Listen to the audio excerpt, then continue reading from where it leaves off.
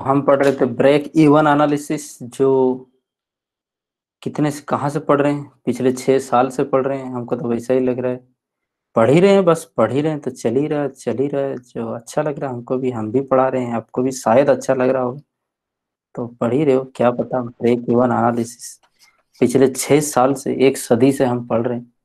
कोई बात नहीं, उम्मीद है कभी ना कभी तक खत्म होगा। 10,000 लोग हमको मैसेज करते हैं बेमतलबिया।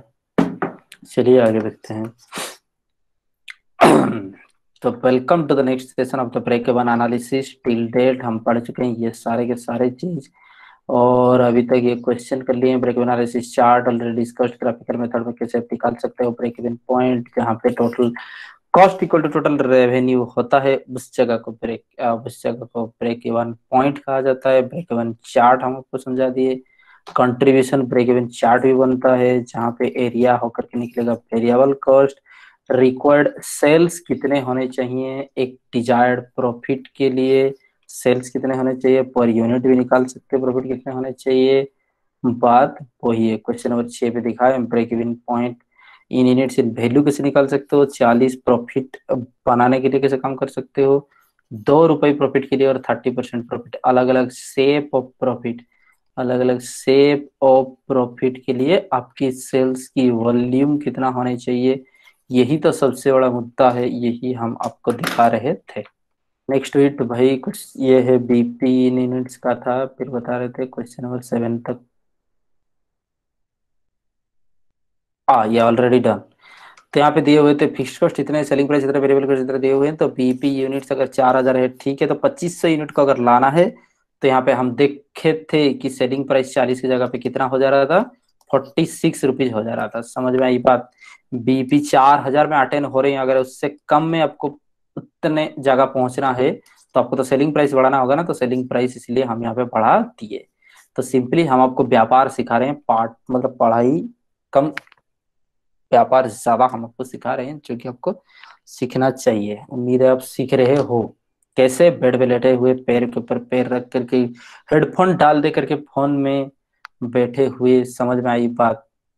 आप पढ़ रहे हो, अच्छा ठीक है, कोई बात नहीं। Sales required to maintain present profit, ठीक है, कितना सेल्स चाहिए प्रेजेंट प्रॉफिट को मेंटेन करने के लिए, ऐसा भी बात है। हाँ, ये कौन सा सिनेरियो हम बता रहे हैं, ठीक है। अब अभी क्या हुआ देखिए, बता रहे हैं, आप सेल्स मान लो 10,000 यूनिट्स कर रहे हो, और आपको प्रॉफिट हो रहा है ₹5,000, समझ में आई बात।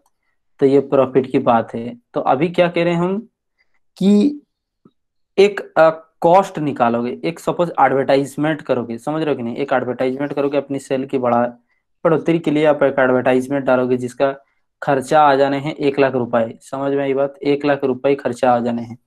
तो यहीं पे मैनेजमेंट हमको पूछता है, क्योंकि हम मैनेजर हैं, तो मैनेजमेंट हमको यहीं पे पूछ रहा है कि जी आप लोग बताओ, पढ़े लिखे तो हो, हम तो हैं, उम्मीद तो करते हैं।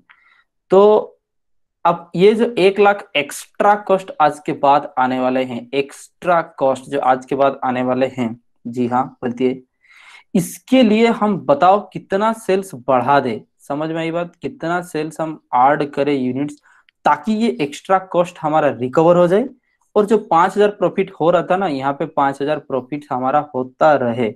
समझ में आई बात, समझ में आई बात, समझ में आई बात। पहले भी 5,000 प्रॉफिट हो रहा था, आगे भी 5,000 प्रॉफिट होगा, लेकिन यहाँ पे इतना बड़ा एक तो एक्सपेंडिचर हो रहा है, तो अगर बहुत ही बड़ा खर्चा हो रहा है, तो फिर कैसे हो सकता है उतना लेवल ऑफ प्रॉफिट, आपका तो लॉस में आ जाना चाहिए। नहीं, आप सेल्स जब बहुत ज्यादा बढ़ा दोगे, तो वो कॉस्ट कॉम्पेंसेट हो जाएगा, और आपकी प्रॉफिट मेंटेन होगा। तो बताइए आपकी करंट प्रॉफिट जो है वो कैसे मेंटेन हो सकता है, कितना सेल्स आप रिक्वायर्ड सेल्स कर दोगे तो। समझ में आई बात, चलिए आगे देखते हैं। So calculating the sales volume required to meet the proposed expenditure, proposed expenditure को मीट आउट करने के लिए हमारा सेल्स वॉल्यूम कैसे कैलकुलेशन करोगे, ये चाहिए क्यों पहले लिखा हुआ है, क्योंकि बहुत कंपटीशन मार्केट है, तो मैनेजमेंट प्लान कर रहा है, प्रमोशन कर रहा है सेल्स को बूस्ट करने के लिए, समझ में आई बात। यहाँ पे सेल्स को हम करेंगे, बूम करेंगे, तो जिसके लिए एक्स्ट्रा एक्सपेंडिचर आपको चाहिए ना, जिसके एडवर्टाइजमेंट एक्सपेंडिचर, तो इन सच केस मैनेजमेंट चाहता है कि एडिशनल कितना सेल्स हो जाए, ताकि हमारा एक्सपेंडिचर कवर अप हो जाए, यही तो बात है। तो यहाँ लॉजिक क्या आकर के निकलता है कि एक्स्ट्रा एक्सपेंडिचर जो है उसके लिए कितना यूनिट सोल्ड करना है, सीधी बात है। एक्स्ट्रा एक्सपेंडिचर और यूनिट सोल्ड, इसमें रिलेशनशिप हमको निकालना है, समझ में आई बात। तो सपोज कंट्रीब्यूशन पर यूनिट 10 रुपया है, ठीक है, and A company spend 1 lakh extra on advertisement, then logically company must sell 10,000 extra units to recover this expenditure। क्यों? क्योंकि कंट्रीब्यूशन एक ऐसा बात है जो वेरिएबल कॉस्ट को कवर अप करता है। समझ में आई बात? फिर से बता दे रहे हैं।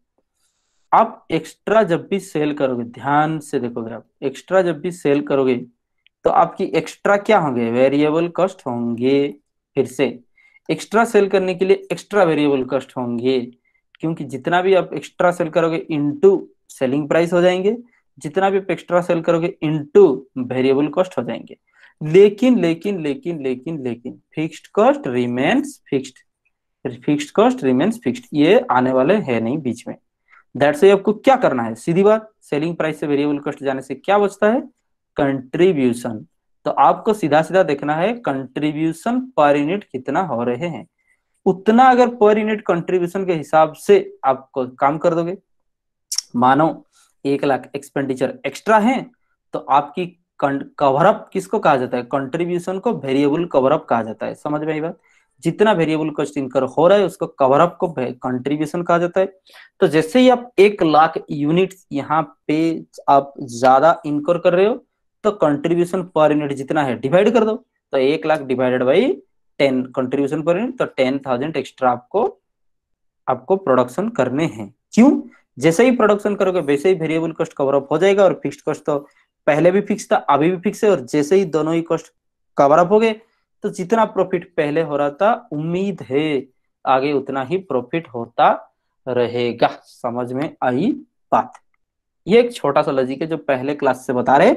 आज एक सदी नहीं, दशक बीत गया जो आपको नहीं समझ में आ रहा है। समझ में आई बात? ऐसा आप समझ रहे हो लेकिन हम समझे हैं, तो वेलकम। तो यहाँ पर फॉर्मूले क्या आ गए, देखो फॉर्मूले क्या आ गए भाई, बात बता रहे हैं। तो additional sales required, additional volume required के लिए कितना चाहिए ना, जितना आपकी प्रोपोज्ड एक्सपेंडिचर है कंट्रीब्यूशन पर यूनिट। तो आपकी प्रोपोज्ड एक्सपेंडिचर है 1 लाख रुपया, इससे बाद खर्चा होने वाले हैं, तो 1 लाख बटा कंट्रीब्यूशन पर यूनिट आपकी मान लो 4 रुपए करके है, तो 25,000 यूनिट्स अभी आपको बेचने पड़ जाएंगे एक्स्ट्रा। जैसे ही बेचते हो तो आपकी वेरिएबल कॉस्ट कवर अप हो जाते हैं, फिक्स्ड कॉस्ट तो होता ही है, तो आपकी जितना प्रॉफिट हो रहा था उतना प्रॉफिट होने हैं। समझ में आई बात? नेक्स्ट वैल्यू में कैसे निकालोगे, हमेशा याद रखो, यूनिट्स में निकालना है तो कंट्रीब्यूशन पर यूनिट, वैल्यू में निकालना है तो डिवाइड बाई पीवी रेशो। जैसे कि पहले बीपी की बात हो चुका है, रिक्वायर्ड सेल्स की बात भी हो चुका है। रिक्वायर्ड सेल्स पहले चाहिए होता एक प्रॉफिट के लिए, तो आप क्या करते थे, यहाँ पे ऊपर पे क्या लिखते थे? Fixed cost by contribution per unit. यहाँ पे लिखते थे fixed cost by PV ratio. अभी क्या होगा, एक्सपेंडिचर कवर अप कैसे होने हैं, तो propose expenditure by contribution per unit, इसको यूनिट्स में मिल जाएंगे। और अगर इसको वॉल्यूम में चाहिए, दैट मीन्स कितना सेल्स की वॉल्यूम बताओ, वॉल्यूम में चाहिए तो profit expenditure by PV ratio. क्यों वॉल्यूम में निकल जाता है पीवी रेशियो डालने पे? अरे बाबू देख तो लो पहले पीवी रेशियो क्या चीज है। पीवी रेशियो वो है कंट्रीब्यूशन बाई सेल्स। अब बात तो वही है, वही तो हम काम कर रहे हैं कि कंट्रीब्यूशन पर यूनिट यहाँ पे था, अगर यहाँ पे सेल्स कर दोगे तो कंट्रीब्यूशन और सेल्स नीचे डिवाइड हो रहे, मतलब इनटू सेल्स बाई कंट्रीब्यूशन हो रहे, तो आ ही गए ना सेल्स का वॉल्यूम। समझ में आई बात? उसी लिए अंडरस्टैंड द पॉइंट। तुरंत ही आपको सवाल दे दिया, आप दे दिया तो करो, सवाल करो और क्या। क्वेश्चन नंबर 8, सेल्स कितने हो रहे हैं? 10,000 यूनिट। समझ में आई बात? डॉल्बी डिजिटल साउंड आ रहा है, पता भी है वो क्या होता है? बैक। सेल्स दिए हुए हैं 10,000 यूनिट्स, फिक्स्ड कॉस्ट है 1 लाख रुपीज, वेरिएबल कॉस्ट है 2 लाख रुपीज। समझ में आई बात? यहीं पे हमारा सवाल है। The selling price 36 per unit, ठीक है, तो यहाँ पे लिख देते हैं selling price 36 per unit. The company spending 1 lakh rupees on advertisement to promote its product. बिना एडवर्टाइजमेंट के आपकी प्रमोशन नहीं होगा प्रोडक्ट। समझ में आई बात? वही तो बात है, उसीलिए तो टिकटॉक के अकाउंट चल रहे थे। अब आप समझ गए हम क्या बोलना चाहते हैं। आगे देखो, find the sales volume required to earn the present profit. आजकल सबसे बढ़िया प्लेटफॉर्म है भाई, हम बता दे रहे हैं। शादी डॉट कॉम में जा करके प्रोफाइल बनाने से कुछ नहीं होने वाला है, समझ रहे हो। अरे इधर ट्रैफिक ही नहीं है तो क्या फायदा है। शादी डॉट कॉम में जब ट्रैफिक ही नहीं है तो यहाँ जाने के बाद क्या फायदा है। कौन ढूंढता जाएगा आपका प्रोफाइल शादी डॉट कॉम में, आप कौन सा प्रोफाइल डीपी लगाए हो। उससे अच्छा है टिकटॉक की अकाउंट बनाओ, समझ रहे हो कि नहीं? उससे अच्छा है टिकटॉक की अकाउंट बनाओ। उतना ही तो कर ही सकते हो। और फेसबुक करोगे और क्या, फेसबुक कर दो भाई, फेसबुक वगैरह ये सब करो, उससे अच्छा भाई ऑप्शन बहुत तगड़ा है, समझ रहे हो। वही बात है, बिना एडवर्टाइजमेंट के आप सेल होने वाले हो नहीं, बात वही है।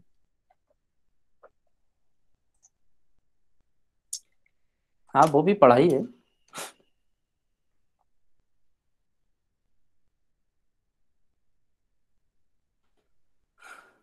बारिश वही आज नहीं हो रही।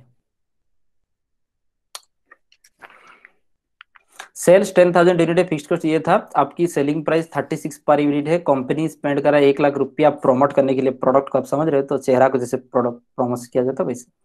Find the sales volume required to earn the present profit. Present जितना भी आपकी प्रॉफिट हो रहे है उसको मेंटेन करने के लिए आप बताओ सेल्स वॉल्यूम कितना ज्यादा चाहिए होगा।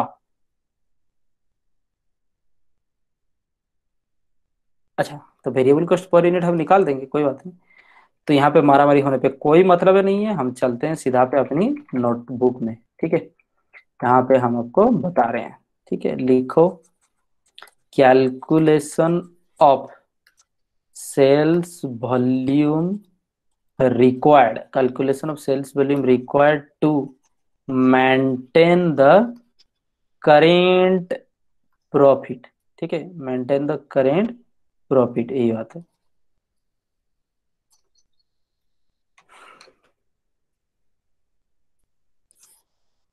नेक्स्ट वीक बात किया था, आप देख लो। तो पहले हम देखेंगे अपनी बात वही है, 1 लाख की जो खर्चा कर रहे हो उसको मेंटेन हो जाना चाहिए, तो एक्स्ट्रा कितना यूनिट प्रोडक्शन करोगे उसके लिए आपको क्या चाहिए। सबसे पहले आप टारगेट को लेकर के काम करोगे। तो नंबर 1, सेल्स वॉल्यूम रिक्वायर्ड, समझ रहे बात। In unit sales volume required आप कैसे निकाल सकते हो। यहाँ पे प्रोपोज्ड एक्सपेंडिचर, समझ में आई बात। तो प्रोपोज्ड एक्सपेंडिचर, कुछ एक प्रॉब्लम है थोड़ा सा। Propose expenditure divided by contribution per unit, समझ में आई बात। यही अभी तक बात था। बहुत इजी है, जितना एक्सपेंडिचर करना चाहते हो उसको कवर अप करना है। कवर अप का मतलब ये होता है कंट्रीब्यूशन, समझ में आई बात। तो चलो आगे की बात देखो। तो प्रोपोज्ड एक्सपेंडिचर हमारा कितना है, 1 लाख रुपए divided by contribution per unit. आपको कैसे मिलने वाले हैं कंट्रीब्यूशन पर यूनिट। तो यहाँ पे आपको sales price less variable cost per unit, लेकिन आपको दिए तो हुए नहीं थे शायद, ठीक है।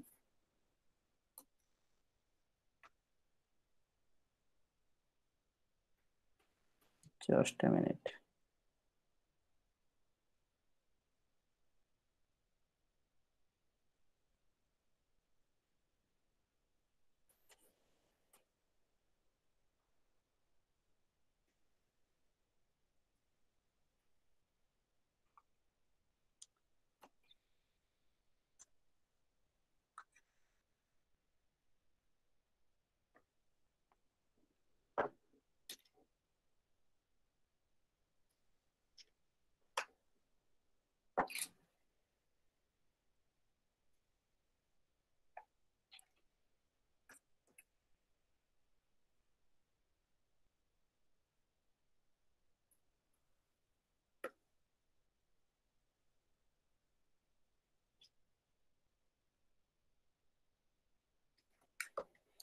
Late it. तो बात वही है, वेरिएबल कॉस्ट, लेकिन वेरिएबल कॉस्ट इन टोटल दिया हुआ है, तो इन टोटल तो वेरिएबल कॉस्ट पर यूनिट निकाल दो। Next week variable cost per unit कैसे होगा, यहाँ पे आपकी टोटल वेरिएबल कॉस्ट जो भी दिए हुए डिवाइडेड बाई यूनिट्स। तो टोटल वेरिएबल कॉस्ट आपकी है 2 लाख रुपीज, ठीक है। डिवाइडेड बाई कितने यूनिट्स की बात कर रहे हैं वो, 10,000 यूनिट की वो बात है। तो 2 lakh rupees divided by 10,000, understand the points. That comes to rupees 20। That means अभी वेरिएबल कॉस्ट पर यूनिट हो गए 20 और सेलिंग प्राइस आपको मिल गया 36। समझ में आई बात? तो वही बात वहां पे जाकर के लिखने हैं। Understand the point? अच्छा कोई बात नहीं, आप यहाँ पे सही लिख दो। इक्वल टू, अभी 10,000 divided by selling price less variable cost, इसका मतलब होता है 36 less 20, 36 less 20। Understand the point? So ऐसे कैसे बात होगी? 10,000 divided by 16। Understand the point? 10,000 divided by 16, 10,000 divided by 16,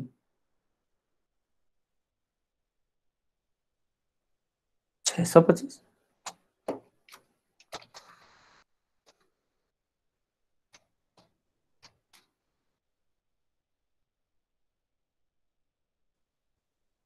O, I am extremely sorry, very very very sorry. 1 lakh लिख, sir 1 lakh divided 1 by lakh 15 होगा। डिवाइडेड बाई 16 होगा, बिल्कुल, very very. Next 1 lakh divided by 16, तो कितना होना है? 625 था, 0 होगा।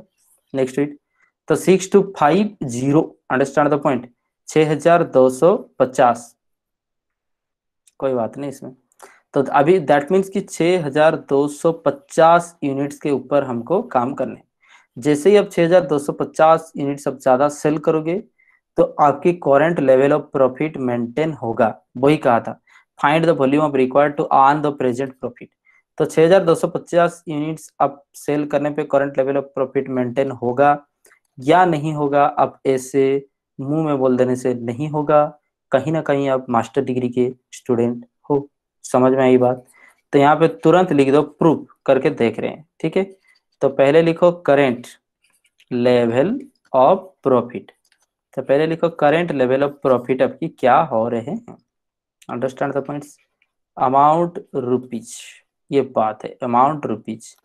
पहले आप देखो सेल्स, आपके करंट सेल्स क्या होने वाले हैं? कितने के ऊपर आप काम कर रहे हो? 10,000 यूनिट्स इंटू 36, ठीक है?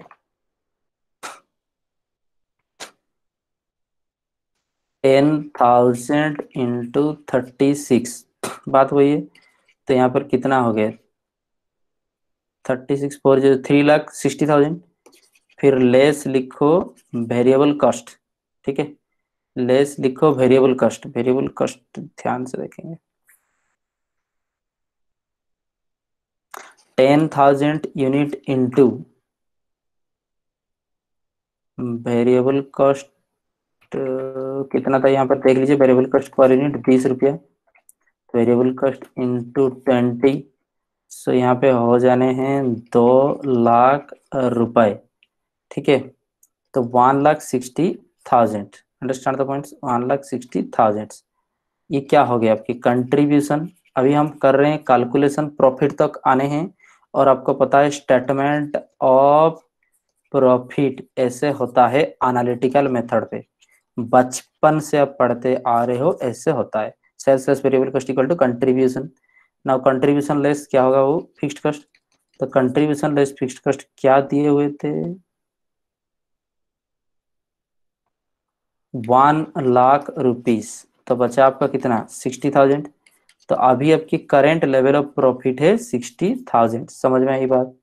तो अभी देखते हैं कि आप जो एक्स्ट्रा आउटपुट करोगे 6,250 और एक्स्ट्रा खर्चा करोगे 1 लाख, उसके लिए करंट प्रॉफिट आपकी मेंटेन हो रहे हैं कि नहीं हो रहे हैं। समझ में आई बात? फिर आगे देखो, computation of revised profit, computation of revised profit, इसको कैलकुलेशन करके देखते हैं जल्दी। तुरंत कैलकुलेशन करो। सेल्स कितना होने हैं बाबू? ध्यान से, अभी 6,250 एक्स्ट्रा करना है, 6,250 नहीं, उतना एक्स्ट्रा। एक्स्ट्रा मतलब समझते हो? जी बिल्कुल, 10,000 प्लस 6,250, इतना इंटू 36 रुपीज। समझ में आई बात? इंटू 36। पहले 10,000 यूनिट कर रहे थे, अभी आंसर हम निकाले जितना, उतना एक्स्ट्रा आपको यूनिट प्रोड्यूस करना है। तो 10,000 इंटू 6,250 इंटू 36 रुपीज, इतना आपको इसके ऊपर काम करना है अमाउंट रुपीज। ठीक है, जल्दी से हम लिखते हैं। तो ये हो गया 16,250 प्लस 36, 16,250 प्लस 36 इंटू 36, 5,85,000 ऐसा कुछ आ गया। चलो जो है तो है, तो 5,85,000, अंडरस्टैंड द पॉइंट। आगे की देखो, लेस वेरिएबल कॉस्ट।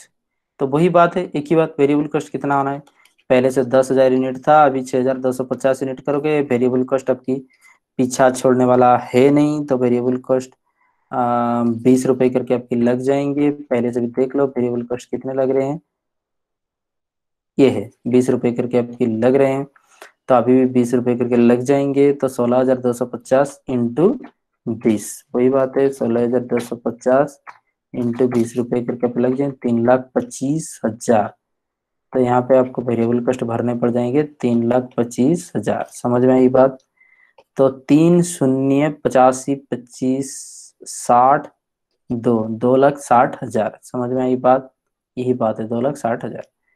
अभी देखो वेरिएबल कॉस्ट माइनस करने पे ये क्या बचते हैं, कंट्रीब्यूशन बचते हैं। तो कंट्रीब्यूशन लेस फिक्स्ड कॉस्ट और अदर कॉस्ट जो भी रहा। तो पहले से तो फिक्स्ड कॉस्ट जितना था, अब फिक्स्ड कॉस्ट उतना ही रहेगा। आप फिक्स्ड कॉस्ट को कुछ कर नहीं सकते हो। तो पहले से फिक्स्ड कॉस्ट कितना था, फिक्स्ड कॉस्ट 1 लाख था, तो वो तो 1 लाख आप जोड़ोगे ही। समझ में आई बात। फिक्स्ड कॉस्ट प्लस और एक तो कॉस्ट है कि नहीं भी, वो है एडवर्टाइजमेंट एक्सपेंडिचर। समझ में आई बात। तो एडवर्टाइजमेंट एक्सपेंडिचर अभी के लिए आपको कितने आए, एडवर्टाइजमेंट एक्सपेंडिचर आपको कितना खर्चा करने वाले हैं, 1 लाख रुपीज आप एडवर्टाइजमेंट एक्सपेंडिचर खर्चा कर रहे हो। तो अभी वो नया खर्चा तो अभी आया ना, तो 1 लाख रुपीज यहाँ पे लिख दो। तो यहाँ पे कुल कितने माइनस होने हैं, 2 लाख रुपए। समझ में आई बात। तो यहाँ पर बचे कितने हैं, 60,000। तो रिवाइज्ड प्रॉफिट जो यहाँ पे प्रॉफिट जो नया प्रॉफिट आया वो भी हो गया 60,000। समझ में आई बात। आज की हमारे मुद्दे ही वह थे कि 60,000 नया प्रॉफिट है, पुराना प्रॉफिट कितना है, 60,000।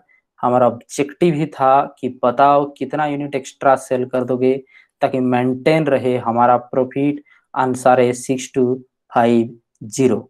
समझ में आई बात, इतना यूनिट्स अगर सेल्स कर देंगे तो। तो इतना यूनिट्स निकाले। नंबर 2 बिट 2, यहीं पे आपको सेल्स रिक्वायर्ड इन वैल्यू निकालना होगा। इन वैल्यू हम बताए, तो उसके लिए क्या करना होगा, proposed expenditure divided by PV ratio. Proposed expenditure divided by PV ratio.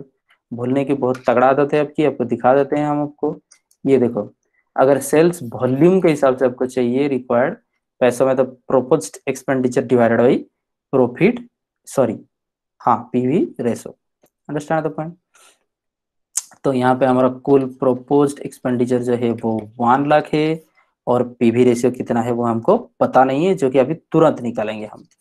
तो यहाँ पे पीवी रेशियो स्टार मार्क हो गया। और पीवी रेशियो कैसे निकलता है, कंट्रीब्यूशन बाय सेल्स। तो कंट्रीब्यूशन कितने आ रहे हैं एक में, 16 डिवाइडेड बाई सेल्स कितने हैं, 36। आप देख लो एक बार। यहाँ पे कंट्रीब्यूशन पर यूनिट आ रहे हैं 100। अच्छा अच्छा, वेरिएबल कॉस्ट था 20, तो ये 16 बाई सेल्स 36। हाँ ठीक ही लिखे हैं, और क्या है, 16 डिवाइडेड बाई 36। ठीक है, कंट्रीब्यूशन बाई सेल्स होना है। तो देखते हैं कितना हो रहे हैं। तो 16 डिवाइडेड बाई 36, अजीब हरकत है, पॉइंट पर।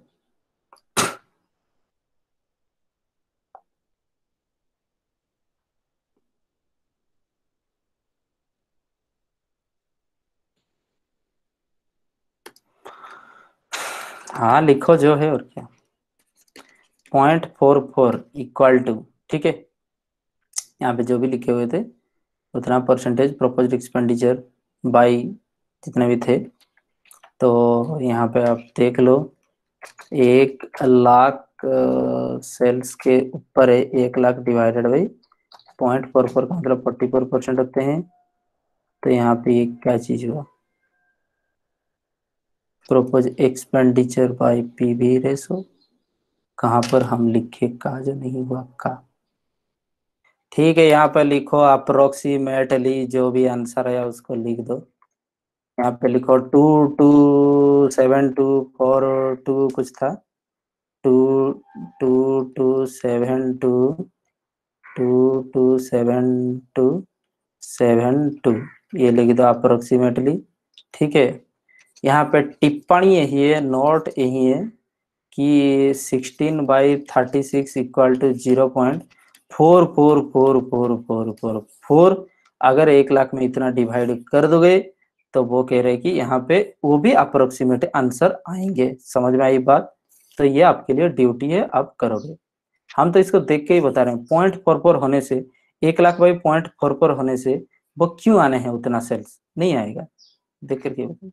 तो ये नोट से आप ये बैठ करके घर पे करोगे, हालांकि हम जो लिखे वो भी लिख सकते हो। ठीक है, तो ये यूनिट्स और इन वैल्यू निकालोगे, जो भी फ्रैक्शन वगैरह है वो होता रहता है, आप अप्रोक्सीमेटली लिख दो, कोई बात नहीं। आगे देखो, तो यहाँ पे देखो margin of safety, next to it margin of safety क्या लिखे हुए हैं। तो the margin of safety is the difference between actual sales and the sales at break even point. ठीक है, मार्जिन ऑफ सेफ्टी उस दिन हम बताए थे, क्या चीज है मार्जिन ऑफ सेफ्टी, अब ध्यान से देखोगे बता दे रहे हैं। सपोज हमको अभी ये एक बहुत लंबा रेखा है, रास्ता है, समझ में आई बात। तो हम कहाँ तक पहुंचे हैं, यहाँ तक पहुंचे हैं। Our current sales, our current sales यहाँ पे है, समझ में आई बात। लेकिन बीपी हमारा हो गया था यहाँ पे, और ये 0 पॉइंट है, ये 0 पॉइंट है। हम थोड़ा सा सेल करते गए तो यहाँ पे बीपी अटेन हो गया, फिर से सेल करते गए, हमारा ये करंट सेल्स है, और यहाँ पे बहुत अच्छा प्रॉफिट कमाई हो रहा है। समझ में आई बात? ध्यान से देखो वो चीज। ठीक है, वो है छोटा मोटा चीज जो है, वो तो कोई मतलब नहीं, उसको आप करोगे बेटा। तो ये बीईपी यहाँ पे करेंट लेवल ऑफ सेल्स है, करेंट लेवल ऑफ सेल्स, आप सॉरी बीईपी सेल्स में आपका होता है नील प्रॉफिट। तो यहाँ पे नील प्रॉफिट होता है, इससे नीचे जाओगे तो आपकी लॉस होगा, उससे ऊपर जाओगे तो आपकी प्रॉफिट होगा। तो हम उससे बहुत ऊपर सेल्स कर रहे हैं, समझ में आई बात? कितना, ध्यान से बता। यहाँ पे आपकी 25,000 यूनिट से, यहाँ पे आपकी 50,000 यूनिट से, तो डिफरेंस कितना हुआ, 25,000। दैट मीन्स कि 25,000 यूनिट आप सेल कर पा रहे हो तो आपको नील प्रॉफिट होगा, 50,000 सेल कर पा रहे हो तो ठीक है ना, आपको बहुत ज्यादा प्रॉफिट होंगे। तो हम कितना एक्सेस में है, 25,000 यूनिट्स, तो 25,000 एक्सेस यूनिट्स हम अभी तक सेल कर चुके हैं। This is what called margin of safety. समझ में आई बात? दैट मीन्स ये मार्जिन ऑफ सेफ्टी क्यों है, because we have save by adding this much of sales unit. This is our margin of safety. Understand the points? That means कि अगर loss गिर मतलब अगर सेल्स थोड़ा गिरेगा थोड़ा गिरेगा थोड़ा गिरेगा, फिर भी 25,000 यूनिट तक जब तक नहीं गिरता तब तक हमारा प्रॉफिट होता रहेगा। That's why it is a margin, it's a bar, it's a yard that कि we will be earning profit at this level. इस जगह पे हम जब भी खड़े होंगे तब भी हमको प्रॉफिट आ रहा होगा, इसलिए ये मार्जिन ऑफ सेफ्टी है। समझ में आई बात? तो मार्जिन ऑफ सेफ्टी क्या चीज है, that is the difference between the actual sales and break even point sales. इसलिए मार्जिन ऑफ सेफ्टी ये है, actual sales less sales at BP, 50,000 less 25,000। समझ में आई बात? सपोज एक्चुअल सेल है कंपनी का, ये जो दिया हुआ है 1,20,000 यूनिट्स, ठीक है, और ब्रेक इवन पॉइंट हो रहा है आपका 90,000 यूनिट्स में, तो आपकी मार्जिन ऑफ सेफ्टी कितना है, 30,000 यूनिट्स। एक्चुअली आप अभी तक सेल कर चुके हो 1,20,000 यूनिट्स, लेस 90,000 यूनिट्स आप लेस कर दोगे तो 30,000 यूनिट सब मिलता है। तो 30,000 यूनिट्स का जो ब्रैकेट है, इस ब्रैकेट में आप जब तक खड़े हो तब तक आपको मुनाफा मिलता रहेगा। That's why it is your safety area. समझ में आई बात? That's why it is called margin of safety. समझ में आई बात? This provides us a shelter to earn the profit. Next, तो बात वही है, sales price ₹3 per unit, margin of safety क्या, हाँ अगर इसको यूनिट्स में है, मार्जिन ऑफ सेफ्टी यूनिट्स में है, अगर वॉल्यूम में निकालना है तो मान लो सेल प्राइस ₹3 है, तो ये कितना होने हैं यूनिट्स, 3,60,000, 90 कितना हो जाएगा, 2,70,000, 90,000 रुपए ये वैल्यू में है। समझ में आई बात? दैट मीन्स कि हमारा जो मार्जिन है वो 30,000 यूनिट से, या तो हम कहेंगे 90,000 रुपया है। समझ रहे हो? तो 90,000 तक का हमारा सेल्स ज्यादा है, या फिर कहेंगे 30,000 यूनिट्स तक का सेल हमारा ज्यादा है। So it can be expressed in units और in absolute measure, that means in rupees also. समझ में आई बात? यही बात है। तो यहाँ पे देखो कैसे बात होता है। तो मार्जिन ऑफ सेफ्टी अगर रेशियो में देखा जाए या फिर परसेंटेज में, तो मार्जिन ऑफ सेफ्टी कैसे परसेंटेज में कैलकुलेशन होता है ना, actual sales less sales at break even point, actual sales less sales at break even point by sales into 100, that means की मार्जिन ऑफ सेफ्टी का डिफरेंस बाई सेल्स। समझ में आई बात? तब यहाँ पे इस वाला क्वेश्चन में देखो 1,20,000 और 90,000 था यूनिट में। क्या लिख दिया रे बाबू, ये गलत लिखा है, ये रुपीज नहीं, ये यूनिट्स है, ठीक है, क्योंकि यहाँ पे देखा हो, देखो यूनिट्स में दिए हुए। तो पहले यूनिट्स में भी हम करेंगे तो रेशियो सेम होगा, रुपीज में सेम होगा, बिकॉज रेशियो तो सेम होता है ना। अब रेशियो अमाउंट की हो या फिर पैसा की, तो रेशियो तो सेम रहता है। तो यहाँ पर बात देख लो, 1,20,000 यूनिट्स हम एक्चुअल सेल किए हैं, 90,000 यूनिट्स हमारा, तो 30,000 एक्सेस में है। ओपन कितना? 1,20,000, 30,000 हमारा मार्जिन है और सेल हमारा कितना है? 1,20,000। तो हम कितने परसेंटेज ऑफ मार्जिन में है? 25%। समझ में आई बात? तो 30,000 बटा 1,20,000 इंटू 100, दैट इज 25% हम सेफ्टी अभी तक अपना चुके हैं। ठीक है, आगे देखो, अगर हम इस सेल्स डाटा को रुपीज में कन्वर्ट करते हैं, तो रुपीज में कन्वर्ट करोगे तो क्या होगा? 1,20,000 इंटू 3, 3,60,000, 90,000 इंटू 3, 2,70,000, 1,20,000 इंटू 3, 3,60,000। तो हम 90,000 रुपए, बात एक ही है, 30,000 यूनिट का जो मतलब होता है 90,000 रुपए इंटू 3 कर दोगे तो यह रुपया में दिया हुआ है, तो 90,000 रुपए डिवाइडेड बाई हमारा कुल सेल है 3,60,000। तो यहाँ पे रेशियो निकल करके आते हैं 25%। तो 25% यूनिट के हिसाब से भी रेशियो है ये हमारा मार्जिन रेशियो है। मार्जिन कैसे निकलता है ना, margin of safety divided by sales into 100। समझ में आई बात? Margin of safety divided by sales into percentage. समझ में आई बात? तो सेम थिंग पीवी रेशियो के चक्कर में भी निकल जाएगा, क्यों? वो सेल्स रिलेटेड है, जो भी चीज सेल्स से रिलेटेड है वो पीवी रेशियो में जाना। तो margin of safety can also be computed from the profit and PV ratio which is this one. Margin of safety equal to profit by PV ratio. समझ में आई बात? All these are the interlinked. अब जैसे ही calculation करोगे, ये चीज को एक्सपांड करोगे, आपको मिल जाएंगे। तो लेकिन बात ये है, प्रॉफिट लेना है आपको, यहाँ पे कंट्रीब्यूशन नहीं। क्यों बता रहे हैं? जब तक आप पीवी रेशियो तक बात कर रहे थे, कंट्रीब्यूशन कवरअप तक बात कर रहे थे, तब कंट्रीब्यूशन काम में आ रहा था। मार्जिन ऑफ सेफ्टी वो चीज होता है जो कंट्रीब्यूशन से आगे, जो बीईपी से आगे, और बीईपी से आगे आपको क्या मिलता है? प्रॉफिट मिलता है। मार्जिन ऑफ सेफ्टी होता ही कब है? मार्जिन ऑफ सेफ्टी तब होता है, यहाँ पे बीईपी है, यहाँ पे आपके की एक्चुअल है। समझ में आई बात? ये वाला पोर्शन क्या है? प्रॉफिट है। समझ में आई बात? ये वाला पोर्शन क्या है? प्रॉफिट है। तो प्रॉफिट वाले पर्सन से आप निकालना चाहते हो, बताओ कितना सेल्स यूनिट है या फिर सेल्स वॉल्यूम है। तो फिर क्या करेगा? प्रॉफिट बाई पीवी रेशियो होगा ना, profit by PV ratio. PV ratio is what called your margin ratio. और इस प्रॉफिट पे कौन सा सेल पे इतना प्रॉफिट होना है, तो प्रॉफिट बाई पीवी रेशियो। ये वाला अगर सेल्स निकालना है, समझ में आई बात? तो यहाँ पे profit by PV ratio. Understand the point?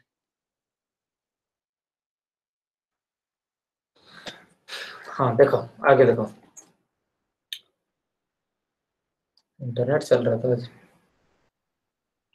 तो मार्जिन ऑफ सेफ्टी क्या लिखा? तो जैसे ही मार्जिन ऑफ सेफ्टी आपका जितना ज्यादा होगा, तो उतना ग्रेटर प्रोटेक्शन आपकी कंपनी के लिए है। तो higher is the margin of safety, greater is the protection for the company.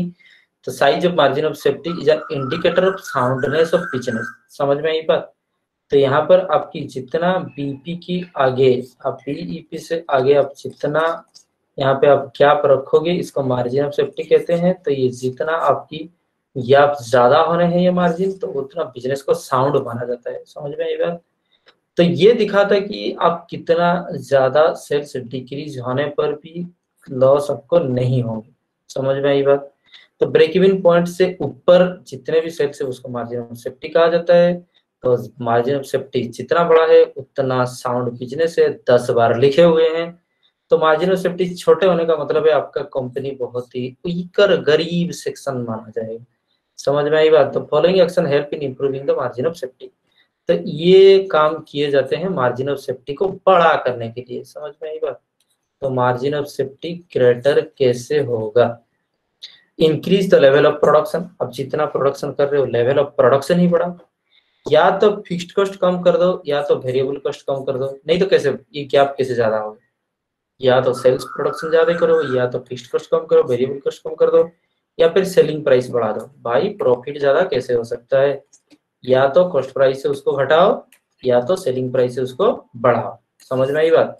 ये तो आसानी से हो नहीं सकता, अपना कॉस्ट प्राइस ही घटाना पड़ेगा। और cost include both variable cost and fixed cost, ये दोनों को घटाओ। समझ में आई बात? तो substitute the existing product with more profitable product, अगर वैसे काम करने पर भी नहीं हो रहे तो आपकी जो सेल्स मिक्स है, उसमें से जो प्रॉफिटेबल प्रोडक्ट है उनको ऐड करो, जो लीस्ट प्रॉफिटेबल प्रोडक्ट है उनको ड्रॉप करो। समझ में आई बात? तो प्रोडक्ट मिक्स में remove the product which contribution very low, जो प्रोडक्ट मिक्स में जो सबसे लो परफॉर्मिंग प्रोडक्ट है उनको घटा दो। समझ में आई बात? तो मार्जिन ऑफ सेफ्टी आपकी ज्यादा होने की चांसेस है।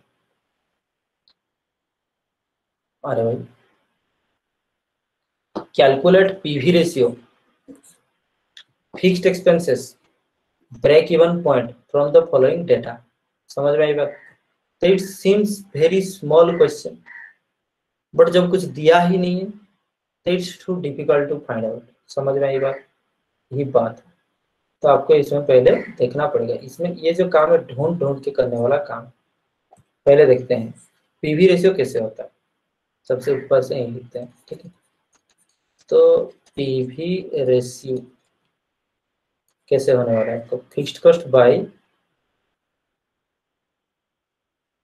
अरे यार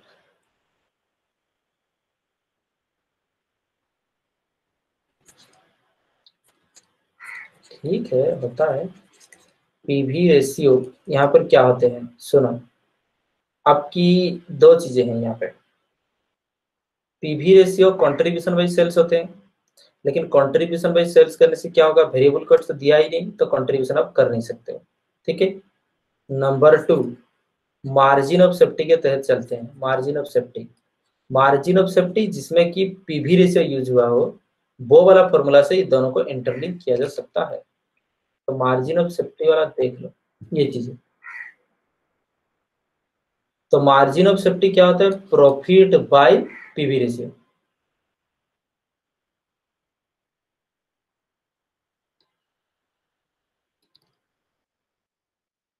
margin of profit by PV ratio.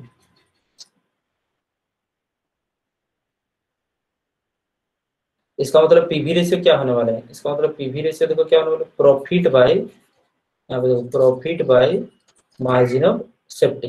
Understand the point? यही बात है, profit by margin of safety. ये चीज हम क्यों किए? ध्यान से देखो थोड़ा धीरे धीरे। ये दोनों गिवन है, ठीक है? तो प्रॉफिट और मार्जिन ऑफ सेफ्टी गिवन है, तो यहाँ से पीवी रेशियो मिल जाएगा। जैसे पीवी रेशियो मिल जाएगा यहाँ पुट करेंगे तो प्रॉफिट मिल जाएगा। तो धीरे धीरे हम ऐसे कैलकुलेट करेंगे। समझ में आई बात? तो आगे देखो इम्प्लाइज दैट, ये भी देखो PV ratio equal to profit by margin of safety. तो सबसे पहले आपको पीवी रेशियो ही मिल जाएंगे। तो प्रॉफिट कितने दिए हुए हैं? 40,000 divided by margin of safety आपके कितने हैं? 1,60,000। ठीक है, 40,000 बाय 1,60,000, 4 25% इसका मतलब हुआ। ठीक है, 0.25 और 25%। यहाँ पे आपको क्या मिल गया? PV ratio. ठीक है, तो जैसे ही आपको पीवी रेशियो मिल जाते हैं वैसे ही पीवी रेशियो यहाँ डाल देगा, मार्जिन ऑफ सेफ्टी, प्रॉफिट, ये तीनों तो है ही, फिर क्या निकालेंगे? ये तीनों दिया हुआ। आगे देखो आगे कैसे काम करता है और पीवी रेशियो से क्या हमको डाटा मिलने वाला है बीट बाई बीट। यार क्या मैसेज आ रहा है? Hare Krishna Hare Krishna. PV ratio equal to आपकी क्या होता है? Contribution by sales. ठीक है, तो इम्प्लाइज दैट पीवी रेशियो कितना है आपकी? 25%। तो यहाँ पे कंट्रीब्यूशन बाय सेल्स, तो आपकी ऊपर एक कंट्रीब्यूशन लिख दो, नीचे क्या आने हैं? Sales. So divided by sales is the 6 lakh rupees. Implies that यहाँ पे कंट्रीब्यूशन आपको मिल जाने वाले हैं कि 6 लाख इंटू 25%, ठीक है। 6 लाख इंटू 25% का मतलब 0.25, 25×6 = 50, 1,50,000। समझ में आई बात? तो यहाँ पर बात हुआ 1,50,000 आपको क्या चीज मिल गई? कंट्रीब्यूशन, ठीक है। तो कंट्रीब्यूशन और 1,50,000 सेल्स मिल गए। तो यहाँ पे आप चाहे तो वेरिएबल कॉस्ट भी निकाल सकते हो। वेरिएबल कॉस्ट निकाल गया तो फिक्स्ड कॉस्ट निकाल सकते हो। सारे के सारे चीज आपको यहाँ पे हो जाने हैं, ठीक है। यही बात है, जैसे करोगे आप, कोई बात नहीं। आगे देखते हैं 3 व 4। तो आपके होते हैं कंट्रीब्यूशन कैसे निकालते हैं? Sales less variable cost. समझ में आया? तो कंट्रीब्यूशन कैसे आते हैं? Sales less variable cost. तो इम्प्लाइज दैट कंट्रीब्यूशन निकल चुका है 1,50,000 इक्वल्स सेल्स कितने हैं? 6 लाख माइनस वेरिएबल कॉस्ट। तो इम्प्लाइज दैट वेरिएबल कॉस्ट निकलने हैं 6 lakh minus 1,50,000, that is equal to 4,50,000। समझ में आई बात? तो 4,50,000 ये मिल गए तो आपको बाकी सब कुछ मिल जाने हैं अभी, कोई बात नहीं। क्वेश्चन क्या मांगा था? Fixed expenses, break even point, ठीक है। आगे देखो नेक्स्ट वीक आपको प्रॉफिट दिया हुआ ना, तो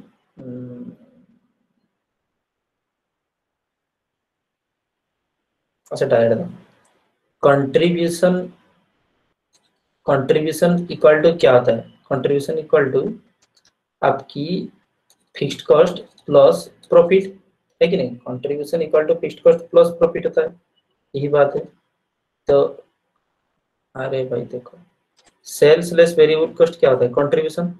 कंट्रीब्यूशन होता है, फिर कंट्रीब्यूशन लेस फिक्स्ड कॉस्ट क्या होता है? प्रॉफिट होता है। Implies that sales less variable cost fixed cost plus profit के साथ सेम होगा। तो contribution equal to fixed cost plus profit. तो implies that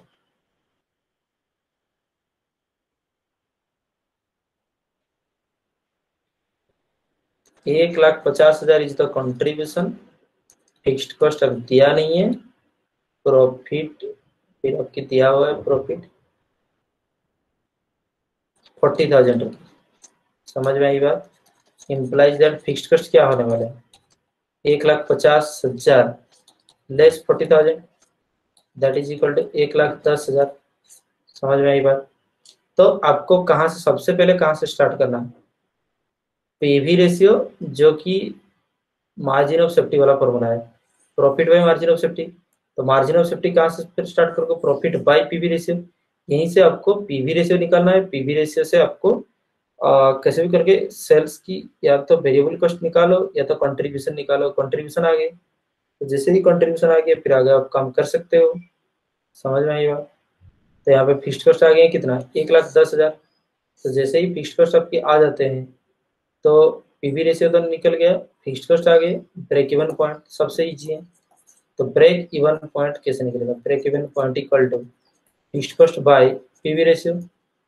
break even point होता है fixed cost by PV ratio. So 1,10,000 by PV ratio पहले से निकल चुका है कितना? 25%। तो 1,10,000 बाय 25%, इसका मतलब किसका 25%? 1,10,000 होगा। ये तो अजीब कैलकुलेशन था, उसको छोड़िए। 1,10,000 डिवाइडेड बाई 25%, 4,40,000।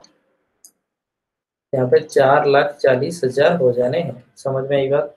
4,40,000 हो जाने हैं, यही बात था। अंडरस्टूड? तो अब सिर्फ सेल्स दिया था, प्रॉफिट दिया हुआ था, मार्जिन ऑफ सेफ्टी दिया था। सेल्स सबसे ऊपर है, प्रॉफिट सबसे नीचे है। तो यहाँ से फिक्स्ड कॉस्ट, वेरिएबल कॉस्ट, ये सब कंट्रीब्यूशन का रिलेशन नहीं ढूंढ पाओगे, इसलिए मार्जिन ऑफ सेफ्टी की फॉर्मूले ढूंढ करके फिर लास्ट में ये समझ आया तो ठीक, नहीं तो दोबारा इसको फिर से रिकॉल करके देखोगे, आप समझ जाओगे। समझ में आएगा? एंगल ऑफ इंसिडेंस क्या होता है? आगे देखो, एंगल ऑफ इंसिडेंस पहले से बताया था क्या चीज होता है। यहाँ पे देखो, जहाँ पे बीपी अटेन होता है, समझ में आई बात? उस जगह के नीचे जाओगे तो लॉस एरिया, उस जगह के आगे जाओगे तो प्रॉफिट एरिया। समझ रहे हो? और बीपी से आगे जितना ज्यादा प्रॉफिट हो रहा है वो मार्जिन ऑफ सेफ्टी है, ये तो मेजर में। लेकिन यहाँ पे जो एंगल क्रिएट हो रहे हैं, एक तो एंगल जो क्रिएट हो रहे हैं, ये नीचे है टोटल कॉस्ट लाइन, ये ऊपर है टोटल सेल्स लाइन। तो total sales less total cost is the profit. So ये एरिया है आपकी प्रॉफिट एरिया, समझ में आई बात? This is the profit area and this angle जो कि ये डिटरमाइन करते हैं कितने ज्यादा प्रॉफिट होंगे, इस एंगल को एंगल ऑफ इंसिडेंस कहा जाता है। समझ में आई बात? तो that's why succeeding to afterwards BP point, the angle created by formed by the total sales line and the total cost line is called the angle of incidence। समझ में आई बात? तो ये जितना बड़ा एंगल होगा, मान लो इतना बड़ा एंगल होगा तो प्रॉफिट उतने ज्यादा है, और जितना बड़ा एंगल होगा, ये बड़ा कब हो सकता है पता है? जब बीपी कम होगा, बीपी कम होगा तब जाकर के ना ये बड़ा होगा। समझ में आई बात? This is called the angle of incidence. समझ में आई बात? फिर आगे पढ़ते हैं। The angle formed at the intersection of total sales revenue line and the total cost line is called the angle of incidence। तो टोटल सेल्स लाइन और टोटल कॉस्ट लाइन की इंटरसेक्शन के द्वारा जो एंगल क्रिएट किए जाएंगे उसको angle of incidence कहा जाएगा। ठीक है। Higher of the angle of incidence greater is the responsive of the profit. Obviously जितना ज्यादा एंगल ऑफ इंसिडेंस होने हैं उतना ज्यादा प्रॉफिट आपको मिलने वाले हैं। Variation in the sales volume and vice versa. समझ रहे हो? दैट मीन्स ये क्या कह रहा है, जितना बड़ा एंगल ऑफ इंसिडेंस होगा greater the responsive of profit to the variation of sales volume. इसका मतलब ये है, अगर ये एंगल ऑफ इंसिडेंस जितना छोटा होगा इंप्लाइज दैट सेल्स जितना चेंज होंगे तो प्रॉफिट भी आपकी कम चेंज होंगे। समझ रहे हो? अगर एंगल ऑफ इंसिडेंस बहुत बड़ा है तो सेल्स जितने चेंज होंगे प्रॉफिट उससे ज्यादा चेंज होते रहेंगे। Greater is the response. समझ में? चेंज ऑफ सेल्स के लिए प्रॉफिट का चेंज बहुत ज्यादा हो जाएंगे। Understand the points? यही बात है। फिर ये लिखा हुआ कि we observe that a small changes of price fluctuates the profit. Actually यही बात था, एंगल ऑफ इंसिडेंस काफी यही चीज है। ठीक है। अच्छा, it depicts the difference between the slope of total sales revenue and the total cost line। total sales and total cost की slope को ये समझाता है, ये अलग चीज था। अच्छा, एक्सप्लेनेशन है ग्राफ की। Angle ABC is the angle of incidence. ये देखो नाम दिया है ए बी सी, तो A B C angle is the angle of incidence. It reflects the responsiveness और sensitivity of the profit variation in the volume sold. Actually ये क्या दिखाता है पता है? ये क्या दिखा रहा है आपको? मतलब ये दिखा रहा है कि change of profit in relation to change of sales. समझ में आई बात? यही बात है। दैट मीन्स कि derivative of profit with respect to derivative of sales, ये वही चीज दिखा रहे हैं। और ये हमेशा पॉजिटिव फिगर होंगे और +1 होंगे। जैसे कि इलास्टिसिटी ऑफ डिमांड आप पढ़ रहे थे कि नहीं, उसमें पॉजिटिव वैल्यू का क्या मतलब होता है? दैट मीन्स कि छोटे छोटे चेंज की सेल्स पे बड़े बड़े चेंज हो जाएंगे प्रॉफिट के ऊपर।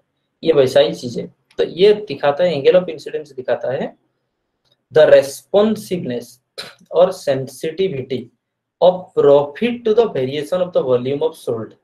सेल्स की रिलेशन में प्रॉफिट कितने ज्यादा परिवर्तन होंगे वो रिलेशनशिप आपको दिखाता है। Understand the points? फिर यही बात है। और आगे कुछ अजम्पशन दे रखे हैं ब्रेक इवन एनालिसिस में। ये क्वेश्चन है, समझ रहे हो? या तो पूछे जाएंगे लिमिटेशंस और अजम्पशंस। जो अजम्पशन होते हैं वही लिमिटेशन होते हैं। लिमिटेशंस और अजम्पशन ऑफ बीपी, अगर ऐसा लॉन्ग क्वेश्चन आता है तो आपको ये चीज लिखना है। वो कौन कौन सी चीज हम अजम्पशन ले रखे हैं? बहुत सारे अजम्पशन ले रखे हैं। जैसे कि सेल्स का जो लाइन है, सेल्स लाइन थोड़ी ना स्ट्रेट लाइन होता है। समझ में आई बात? वही बात है। तो अजम्पशन इन ब्रेक इवन एनालिसिस क्या क्या है आप एक बार देख लो, आगे ये चलेंगे। समझ में आई बात? क्या क्या है देख लो। तो break even analysis following assumption के ऊपर बेस्ड था। अभी तक जो पढ़ रहे थे वो भ्रम था। समझ रहे हो ना? वो भ्रम था आपकी, क्योंकि वो कुछ अजम्पशन के ऊपर हम बात कर रहे थे। आप पूछोगे तो फिर क्यों पढ़ रहे थे? अरे हर एक थ्योरी का अजम्पशन होता है, यही इसका लिमिटेशन है। अगर इसको छोड़ दे तो बाकी सब ठीक है। ये लिमिटेशन है, उसलिए पढ़ रहे हो क्या। All cost can be segregated into two parts, fixed and variable. तो सबसे पहला अजम्पशन यही है कि हमारा दो ही तरीके का कॉस्ट है, फिक्स्ड एंड वेरिएबल। सारे के सारे कॉस्ट को सेग्रीगेट किए जा सकते हैं। ऐसा नहीं होगा कोई एक कॉस्ट फिक्स्ड में या वेरिएबल में नहीं आने हैं, ऐसा नहीं होगा। जैसे सेमी फिक्स्ड, सेमी वेरिएबल है, और भी बहुत सारा कॉस्ट है जिसको अगर आप सेग्रीगेट नहीं कर सकते, ये वेरिएबल है कि फिक्स्ड है, तो फिर ये थ्योरी नहीं काम करेंगे। Fixed cost constant fixed level of activity हमेशा मान लिए, लेकिन फिक्स्ड कॉस्ट भी थोड़ा थोड़ा चेंज होता रहता है। Fixed cost remains fixed up to a certain level of activity, beyond that it will rest.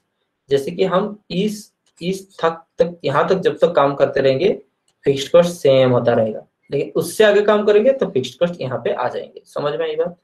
तो लेकिन हम कहीं पर भी ऐसा देखने को नहीं मिला चेंज ऑफ फिक्स्ड कॉस्ट, तो ये फिर इसका अजम्पशन हुआ। नेक्स्ट वीट क्या लिखे हुए, variable cost change directly with the production, it means the variable cost per unit remains constant. हाँ ये तो होता ही है, लेकिन अजम्पशन ना उसलिए लिखे हुए। वेरिएबल कॉस्ट जो है वो पर यूनिट फिक्स्ड है, पर यूनिट फिक्स्ड होता ही है, इसलिए ना 1000 यूनिट प्रोडक्शन करोगे तो इंटू 5, 1 लाख यूनिट प्रोडक्शन करोगे तो इंटू 5। लेकिन ऐसा भी नहीं होता है, कैसे नहीं होता हम बता दें। मटेरियल अगर 1000 यूनिट्स के लिए खरीदोगे तो 5 रुपया लगेगा ना, 1 लाख यूनिट्स के लिए आप खरीदोगे तो मटेरियल 5 रुपए क्यों लग रहे हैं। वो 3 रुपये हो जाएंगे, वो 2 रुपये हो जाएंगे। भाई कंसेशन नाम की कोई चीज होता है, डिस्काउंट नाम की कोई चीज होता है। तो variable cost per unit fixed नहीं होते हैं।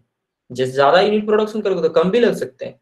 तो थ्रू आउट द प्रोडक्शन जितना भी लेवल ऑफ इनपुट आउटपुट हो, हम मान लिए कि variable cost per unit fixed है, ये हम मान लिए। दैट मींस कि variable cost that directly proportion with the production, जितना ही सेल्स बढ़ेगा उतना ही वेरिएबल कॉस्ट बढ़ेगा, ये हम मान लिए, लेकिन ऐसा होता नहीं।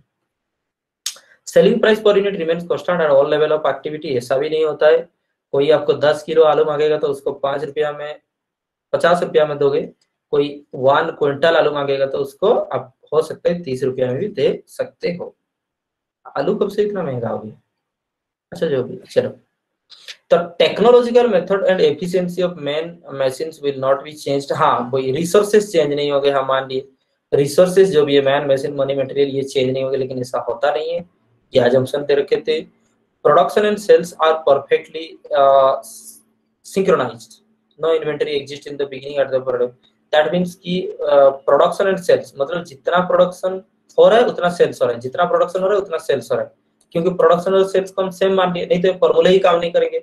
लेकिन ऐसा होता नहीं है। मान लो प्रोडक्शन 1 लाख यूनिट होगा, बेचेंगे नहीं, क्या बात है, उसमें स्टॉक में रह जाएगा 50,000 यूनिट्स, तो सेल्स होना है 50,000 यूनिट्स। लेकिन इस थ्योरी क्या मानता है, जितना प्रोडक्शन कर रहे हो उस हिसाब से सेल्स हो ही जा रहा है।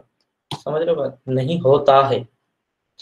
Either there is only one product, is several products are being produced and sold, then the sales mix remains constant। एक तो एक ही प्रोडक्ट आप काम कर रहे हो, या फिर आपकी जो सेल्स मिक्स है वो कांस्टेंट है। ऐसा क्यों अजम्पशन लिए। अगर सेल्स मिक्स कांस्टेंट नहीं है तो आप प्रॉफिट और लॉस फ्लक्चुएट होगा, different level of production, different level of sales. ठीक है, तो या तो एक ही टाइप्स ऑफ प्रोडक्ट आप काम कर रहे हो, या तो आपकी जो सेल्स मिक्स है उसका रेशियो आपकी जो भी है वो सेम है, ऐसा मान लेते हैं, लेकिन ऐसा अलग ही होता नहीं है। समझ में आई बात। ऐसा क्यों अजम्पशन लगाया गया, नहीं तो क्या होगा, 5,000 यूनिट्स में आपकी जो प्रॉफिट हो रहा है सेल्स मिक्स चेंज हो जाने पे 50,000 यूनिट्स में वो प्रॉफिट का रेशियो ही चेंज हो जाएगा, तो आपकी बीपी काम नहीं करेंगे।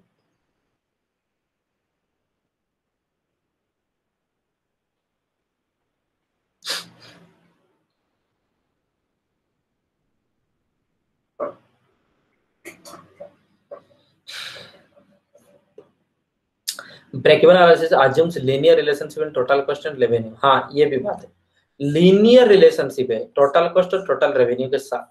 ठीक है, एक तो बात है टोटल कॉस्ट ऐसा चलेगा, एक तो बात है टोटल सेल्स ऐसा चलेगा, और ये भी लीनियर होगा, ये भी लीनियर होगा, और दोनों ही अपवर्ड ट्रेंडिंग होंगे, नहीं होता है। समझ में आई बात। आगे हम देखेंगे example. Break even analysis ignores the capital employed in the business. तो कैपिटल इन्वेस्टेड आपकी बिजनेस में कितना है उस पर नहीं काम करता है, रिटर्न ऑफ इन्वेस्टमेंट के ऊपर नहीं काम करता है। यहाँ पे सीधा और सीधा sales less variable cost less fixed cost के ऊपर ही काम हो रहे हैं। This is a direct relationship between cost to sales, cost to sales, cost to sales. समझ में आई बात। हालांकि उस सबको छोड़ करके और भी बहुत सारी चीज हैं जो ध्यान में हमको रखना चाहिए था। कैपिटल एम्प्लॉयड के ऊपर काम नहीं करता है, इंटरेस्ट एंड कैपिटल के ऊपर काम नहीं करता है, इन आरओआई के ऊपर काम ये नहीं करता है। बात वही है। समझ में आई बात। और आगे क्या बात लिखे हुए हैं देखो, तो ये अजम्पशन लिखे हुए हैं, this are the limitation of the analysis, selling price per unit, variable cost unit remains constant at level of output, ये हम सोच लिए थे। तो ये जो थ्योरी है assumption, that means कि on the base of these assumption break even analysis is studied now, as these are the limiting factors, that's why these are the limitation of the break even analysis. So you will be asked the questions earlier, write the limitation of the break even analysis, then you will be writing these things. Understand the point? Selling price per unit, variable remains constant मान लेते हैं। Production sales can be increased up to the maximum plant capacity so long as the contribution positive. This assumption is varied if it is not set to reduce the selling price due to the increased sales. Discussed. The variable cost per unit do not have a linear relationship with the level of production because of law of return. हाँ वही बात है, variable cost क्या होता है, law of return। आप देखे हो कि नहीं, law of return कैसे चलता है, ऐसे चलता है। Understand the points? कम ज्यादा ज्यादा ऐसे चलते हैं। तो ये द वेरिएबल कॉस्ट जो linear relationship with the production हम मान रहे हैं नहीं होगा due to the law of return. Economic theory के हिसाब से initially total cost will increase at a decreasing rate, then at a constant rate, then financially at increasing rate. कुछ एक हद के ज्यादा को चलेंगे, टोटल कॉस्ट की बात हो रही है, समझ में आएगा। तो ये स्टेज टू स्टेज फ्लक्चुएट होते हैं। First stage, second stage, third stage अगर कॉस्ट की बात किया जाए तो ये फ्लक्चुएट होते हैं। आप देखे थे कि नहीं? Understand the point? तो assumption इन ब्रेक इवन आगे क्या हुआ, further production and sales are not perfectly synchronized. हाँ, प्रोडक्शन और सेल्स कभी भी साथ ही साथ सिंक्रोनाइज नहीं होंगे, बढ़ते जाएंगे, समान मतलब नहीं है। कभी प्रोडक्शन बढ़ेगा तो सेल्स नहीं बढ़ेगा, सेल्स बढ़ेगा तो प्रोडक्शन नहीं बढ़ सकता है। सो यही बात है। सो ओपनिंग क्लोजिंग इन्वेंटरी भी तो होंगे, तो अब ये सब है। और रिसोर्सेस कभी भी सेम नहीं हो सकते हैं, उनके लिए प्राइस और चार्जेस चेंज होते रहते हैं। तो ब्रेक इवन पॉइंट ये बात है। आगे के देखो, जैसे बता रहे थे हम मान लिए, पर ऐसा भी बात नहीं है, ऐसा भी बीपी हो सकता है, दो बीपी भी हो सकता है। ये भी एक तो बहुत बड़ा मुश्किल बात है, जो कि डेरिवेटिव में शायद आप पढ़े भी हो। ठीक है, डेरिवेटिव में ये कब दो बीपी होगा, जब ये आपकी इक्वेशन कैसे चलेगा, y equal to ax square plus bx plus c। ठीक है, जब क्वाड्रेटिक इक्वेशन फंक्शन जब क्वाड्रेटिक होगा तो आपकी इक्वेशंस लीनियर ना होकर के, जब y equal to ax plus b तब लीनियर लाइन हो गए। ठीक है, लीनियर इक्वेशन है तो ग्राफ लीनियर होगा। लेकिन y इक्वल टू मतलब सेल्स मान लो x, ये है यूनिट ऑफ प्रोडक्शन, कैसे चल रहा है ax square plus bx plus c, तो उस जगह में क्या होगा, हाइपरबोला।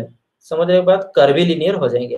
तो टोटल कॉस्ट हम बताए थे स्ट्रेट लाइन का कोई मतलब नहीं, टोटल कॉस्ट ऐसे भी हो सकता है, टोटल रेवेन्यू ऐसे भी हो सकता है। समझ रहे हो, ऐसे रेवेन्यू। तो यहाँ पे क्या होगा, यहाँ पे एक इंटरसेक्शन हुआ, यहाँ पे एक इंटरसेक्शन हुआ, तो ये है BP1, ये है BP2। ऐसा दो जगह आएंगे जहां पर, ऐसे दो जगह आएंगे जहां पे no profit no loss arise हो रहा होगा, no profit no loss arise हो रहा होगा। होता है ना, क्वाड्रेटिक इक्वेशन का सोल्यूशन कैसे निकलता है, या तो x इक्वल टू a या तो b, होता है कि नहीं। दो रूट्स आते हैं, समझ में आई बात, दो रूट्स आते हैं, तो यहाँ पर दो सोल्यूशन आपको देखने को मिलेगा। समझ में आई बात। तो इन रियलिटी रियल ग्राफ देखा जाए तो ऐसा भी हो सकता है, जो कि बीईपी में हम इसको सॉल्व नहीं कर सकते हैं। समझ में आई बात, यही बात है। इसको हम डेरिवेटिव के जरिए, इंटीग्रेशन के जरिए इसको हम सॉल्व कर सकते हैं। आगे देखो, assumption in break even analysis और भी था।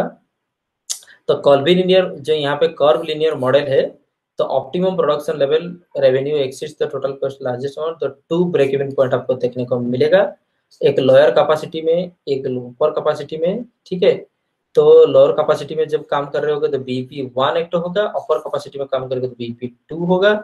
समझ में आई बात। सो इकोनॉमिक्स जो दे रखे हैं, एक तो वैलिड रेंज ऑफ काम दिए रखे हैं, इसमें production unit output selling price very होता है, और अकाउंटेंट मॉडल इज वेरिड जब वो short relevant range of activity में काम कर रहे हैं, और quantitative price most cost structure is the cost structure जहाँ पे कांस्टेंट है। तो बात वही है, अगर इकोनॉमिस्ट पॉइंट ऑफ व्यू से देखेंगे तो वो लोग ऐसे बात करते हैं, तो जहाँ पे चेंजेस हो रहे हैं बहुत सारे, तो वो इकोनॉमिस्ट सही है। अगर अकाउंटेंट कब सही होंगे, अगर सब कुछ स्ट्रेट चल रहा हो, कांस्टेंट चल रहा हो, तो अकाउंटेंट सही है। ये दोनों की मारामारी के बीच में हम फंस रहे हैं और कुछ नहीं। समझ में आई बात? आगे देखो, तो यही तक बात था। आगे तो आज सच कुछ और है नहीं। So welcome, understand the points.